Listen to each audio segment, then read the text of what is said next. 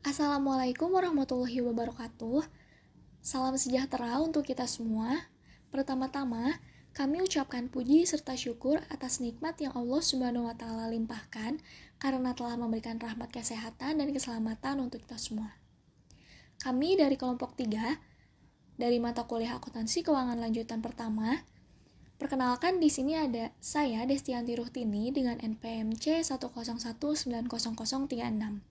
Dengan rekan-rekan saya, ada Uci Lestari dengan NPMC 101900038, lalu ada Neng Dea Santika dengan NPMC 101900041.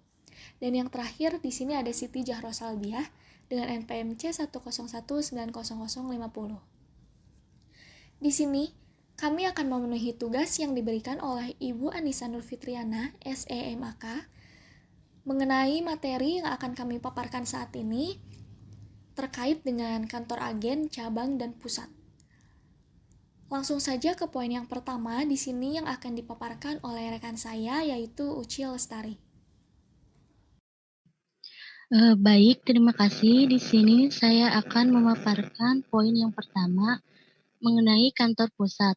Kantor pusat menandakan lokasi fungsi terpenting dari suatu organisasi yang dipimpin. Kantor ini di mana semua kegiatan perencanaan sampai dengan pengawasan terdapat pada kantor ini. Setiap perusahaan memiliki suatu kantor pusat dan kantor pusat tidak melakukan kegiatan operasional sebagaimana kantor pusat lainnya, akan tetapi mengendalikan jalannya kebijaksanaan kantor pusat terhadap cabang-cabangnya.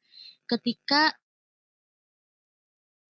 pusat akan membuat laporan keuangan dan ketika di periode laporan keuangannya akan digabung dengan laporan keuangan cabang. Contohnya di sini ada kantor pusat Bank BCA yang terletak di Bandung memiliki cabang-cabang Bank BCA lainnya yang tersebar di seluruh kota yang ada di Indonesia. Selanjutnya, poin yang kedua mengenai agen. Agen adalah perusahaan atau lembaga yang bertindak sebagai pelantara dan atas nama prinsipial perseorangan atau badan usaha yang berbentuk badan hukum berdasarkan perjanjian untuk melakukan pemasaran tanpa melakukan pemindahan hak atas fisik barang dan jasa yang dimiliki atau dikuasai oleh prinsipal yang menunjukkan dengan sistem akuntansinya yang dicatat oleh kantor pusat. Agen hanya menyelenggarakan buku kas untuk mencatat penerimaan dan pengeluaran kas. Agen resmi memiliki nama agennya itu sendiri, lalu nomor agennya sendiri, keterangan dan logonya pun sendiri. Agen biasanya wilayah pemasarannya tidak terlalu luas, tidak selalu berbentuk badan usaha atau memiliki izin badan usaha. Sistem pembelian barang atau jasa dapat dilakukan dengan cara beli putus atau sistem komisi. Tidak memiliki wewenang atau hak untuk memiliki atau menentukan harga dari harga barang tersebut. Misalnya kerudung merek Saudia di kantor pusat dijual dengan 15.000. Nah, lalu di kantor agen manapun misalnya toko Tiffany dan toko Rehana juga harus menjual dengan harga yang sama, yaitu 15.000. Persediaan barang dagangan yang ada pada suatu agen bukan merupakan persediaan barang untuk dijual, tapi hanya berupa sampel atau contoh saja. Pemesanan tersebut diterima oleh agen untuk dikirim langsung ke kantor pusat untuk diminta persetujuan. Jika syarat sudah dipenuhi, kantor pusat akan mengirimkan barang pemesanan tersebut kepada pembeli bersama faktur penjualannya tanpa melalui agen. Untuk selanjutnya akan dijelaskan oleh rekan saya, Ningdia Santika. Baik, terima kasih rekan saya yang telah memaparkan poin-poin sebelumnya. Selanjutnya ada poin yang ketiga, yaitu mengenai kantor cabang. Kantor cabang adalah setiap kantor yang secara langsung bertanggung jawab kepada kantor pusat yang bersangkutan, dengan tempat usaha yang permanen, di mana kantor cabang tersebut melakukan kegiatannya. Semua kegiatan yang dilakukan oleh pusat bisa juga dilakukan oleh cabang. Maka ketika cabang melakukan transaksi, tidak perlu menunggu instruksi pusat. Kantor cabang mempunyai alat usahanya sendiri, dan aset yang dimiliki cabang dibeli sendiri dari kas cabang tersebut, sehingga baik pusat ataupun cabang memiliki asetnya masing-masing. Kantor cabang cakupan operasinya lebih luas dan beroperasi seperti perusahaan biasanya. Sistem akuntansi dicatat lengkap oleh cabang. Contohnya, ada Bank BJB yang mempunyai cabang di berbagai tempat, misalnya di Bandung, Karawang, Purwakarta. Lalu cabang tersebut mempunyai aset sendiri, kewajiban sendiri, dan utang sendiri. Maka cabang-cabang tersebut akan membuat laporan keuangan sendiri. Lalu nanti laporan keuangan tersebut di akhir periode akan digabung dengan laporan keuangan pusat.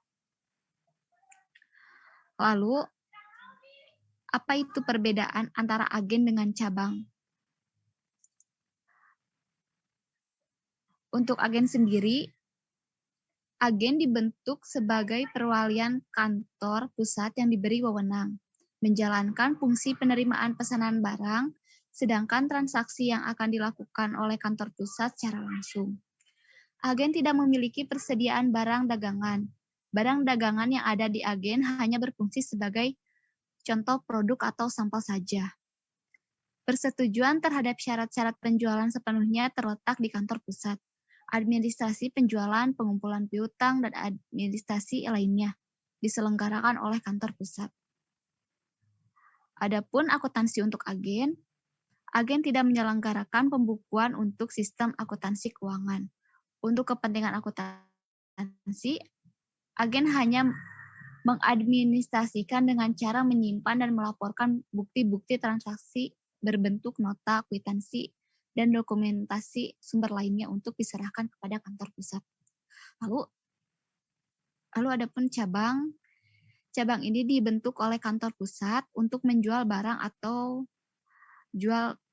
yang dijual kepada masyarakat sehingga berfungsi sebagai unit yang berdiri sendiri di bawah pengawasan kantor pusat. Cabang memiliki dan mengelola persediaan barang dagangan untuk melayani transaksi penjualan dengan masyarakat. Cabang berhak memberikan persetujuan tentang syarat penjualan administrasi lainnya sehubungan dengan operasi cabang. Adapun akuntansi untuk cabang, meskipun cabang merupakan unit yang berdiri sendiri, namun tetap saja berada di bawah pengawasan dan pengendalian manajemen kantor pusat. Cabang bukan merupakan entitas akuntansi yang terpisah, sehingga untuk pelaporan keuangan kepada pihak eksternal antara kantor pusat dan cabang merupakan satu kesatuan entitas akuntansi. Untuk selanjutnya ada ilustrasi kasus mengenai agen dan cabang yang akan dijelaskan oleh rekan saya, Destianti Ruhtini. Baik, terima kasih kepada rekan saya, Neng Dea Santika dan Uci Lestari yang sudah memaparkan materi sebelumnya. Di sini saya akan memaparkan mengenai ilustrasi kasus, agen, dan cabang. Contoh kasus di sini adalah PT Human adalah perusahaan furnitur yang membuka agen di Bandung untuk memperluas usahanya. Transaksi yang pertama di sini adalah pada bulan Februari, perusahaan menyewa gedung senilai 70 juta untuk 4 tahun. Ayat jurnal yang terkait dalam transaksi pertama adalah sewa dibayar di muka agen Bandung di sisi debit 70 juta dan kas di sisi kredit 70 juta. Transaksi yang kedua adalah perusahaan juga membeli komputer untuk agen seharga 5 juta dengan masa manfaat 5 tahun. Jurnalnya di sini adalah peralatan agen to cash sebesar 5 juta. Transaksi yang ketiga, pengiriman kas kepada agen Bandung sebesar 15 juta untuk dana kas kecil. Jurnalnya adalah kas kecil agen Bandung di sisi debit 15 juta dan cash di sisi kredit 15 juta.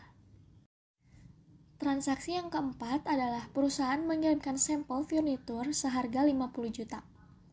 Jurnalnya adalah persediaan agen Bandung sebesar 50 juta di sisi debit, lalu persediaan di sisi kredit sebesar 50 juta. Untuk transaksi yang selanjutnya di sini, Transaksi kelima, seiring berjalannya waktu, agen Bandung menerima pesanan penjualan sebesar 80 juta dengan harga pokok sebesar 40 juta dan baru dibayar sebesar 30 juta. Jurnalnya di sini adalah cash di sisi debit sebesar 30 juta, lalu piutang dagang di sisi debit sebesar 50 juta. Dan ada penjualan agen Bandung di sisi kredit sebesar 80 juta. Selanjutnya ada beban harga perolehan dari agen Bandung sebesar 40 juta di sisi debit dan ada persediaan di sisi kredit sebesar 40 juta. Selanjutnya ada transaksi 6, ini adalah transaksi yang terakhir. Di sini transaksi 6, bulan Februari membayar gaji 3 orang karyawan dan masing-masing dari karyawan agen tersebut sebesar 2.500.000. Jurnalnya di sini adalah beban gaji agen Bandung sebesar 7.500.000 dan cash di sisi kredit sebesar 7.500.000. 7.500.000 ini didapat dari tadi karyawannya itu dibayar sebesar 2.500.000 satu orang, karena ada 3 orang karyawan, jadi 2.500.000 dikali 3, maka hasilnya 7.500.000. Karena di soal yang tadi diminta untuk membuat penyesuaiannya jika ada, maka penyesuaian dari soal tersebut adalah beban sewa agen Bandung. Tuh, sewa dibayar di muka agen Bandung sebesar Rp1.458.333. Dari mana? Dari beban sewa yang sebelumnya sebesar 70 juta dibagi 4 tahun dan dibagi 12 bulan. Maka hasilnya Rp1.458.333. Lalu penyesuaian yang terakhir adalah beban penyusutan agen Bandung. Tuh, akumulasi penyusutan peralatan sebesar Rp83.333 dari harga perolehan yang tadi sebesar 40 juta dibagi 5 tahun lalu dibagi 12, maka hasilnya Rp83.333. Lalu untuk kasus mengenai cabang dan pusat di sini akan dipaparkan oleh rekan saya, yaitu Siti Jahro Salbiah.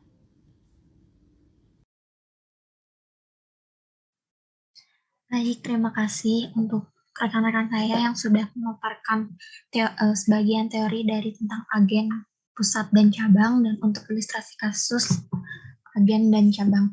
Di sini saya akan menjelaskan ilustrasi kasus mengenai pusat dan cabang. Contohnya di sini adalah perusahaan PT Kekasih adalah salah satu perusahaan dagang yang berpusat di Jakarta. Untuk memperluas usahanya, PT Kekasih membuka cabang di Bandung. Adapun transaksi yang terjadi antara pusat dan cabang selama tahun 2021. Yang pertama yaitu pusat mengirimkan kas sebesar 1 miliar untuk operasional cabang dengan dan diminta untuk buat ayat jurnal yang dilakukan oleh PT Kekasih dan cabang. Ayat jurnal yang terkait untuk pusat yaitu ada investasi cabang Bandung sebesar 1 miliar di sebelah debit dan kasnya 1 miliar di sebelah kredit. Untuk cabangnya itu menjurnal kas sebesar 1 miliar di sebelah debit dan kantor pusat di sebelah kredit sebesar 1 miliar. Transaksi yang kedua, cabang membeli peralatan secara tunai sebesar 3.500.000 dan peralatan tersebut mengalami penyusutan sebesar Rp500.000. Karena ini adalah transaksi di cabang, jadi hanya cabang yang menjurnal transaksi tersebut dan pusat tidak harus menjurnal peralatan yang dibeli oleh cabang. Dengan jurnalnya yaitu peralatan tukes sebesar 3.500.000 dan ada beban penyusutan aktu akumulasi penyusutan peralatan sebesar Rp500.000. Untuk yang ketiga, ada seiring berjalannya waktu, pada bulan April cabang menjual barang dagangan secara kredit dengan harga Rp6.500.000. Karena di cabang lagi penjualannya itu, maka pusat tidak akan membuat jurnal terkait yang terjadi di cabang, kecuali nanti di akhir akan pusat catat untuk mendapat hasil keuntungannya. Itu dengan jurnal piutang dagang, itu penjualan sebesar Rp6.500.000. Nah, Di bulan berikutnya cabang menerima pelunasannya, maka di jurnal oleh cabang yaitu kas tuh piutang dagang sebesar 6.500.000. Dan transaksi yang kelima yaitu ada pusat mengirim barang dagangan ke cabang sebesar 70 juta dengan harga perolehan sebesar 50 juta. Karena di sini pusat mengirim barang dagangan ke cabang, maka di sini akan dijurnal juga oleh pusat dan cabang. Maka di pusatnya itu yaitu investasi cabang Bandung sebesar 70 juta di sebelah debit, persediaan di sebelah kredit sebesar 50 juta, dan ada laba antar perusahaan belum terrealisasi sebesar 20 juta. Dan di sisi cabangnya yaitu persediaan kantor pusat sebesar 70 juta, di sebelah debit dan di sebelah kreditnya ada kantor pusat sebesar 70 juta. Untuk laba antar perusahaan yang belum terrealisasinya itu ada 16 juta di sebelah debit yang akan dicatat oleh pusat dan laba terrealisasi atas pengiriman ke cabang di sebelah kredit sebesar 60 juta. 16 juta ini didapat dari 20 juta laba yang belum terrealisasinya dikali 80%. Karena di sini ada pusat pada akhir tahun 80% barang dagangan dari pusat telah terjual dan cabang memiliki beban kantor 50 juta dan asuransi 100 juta yang dibebankan ke kantor pusat. Nah, untuk beban kantor dan asuransi yang dibebankan ke kantor pusat itu akan dijurnal oleh pusat sebagai investasi cabang Bandung sebesar 150 juta dan beban kantor sebesar 50 juta dan beban asuransi di sebelah kredit sebesar 100 juta, dan untuk cabangnya yaitu beban kantor sebesar 50 juta, beban asuransi 100 juta, dan di sebelah kreditnya ada kantor pusat sebesar 150 juta.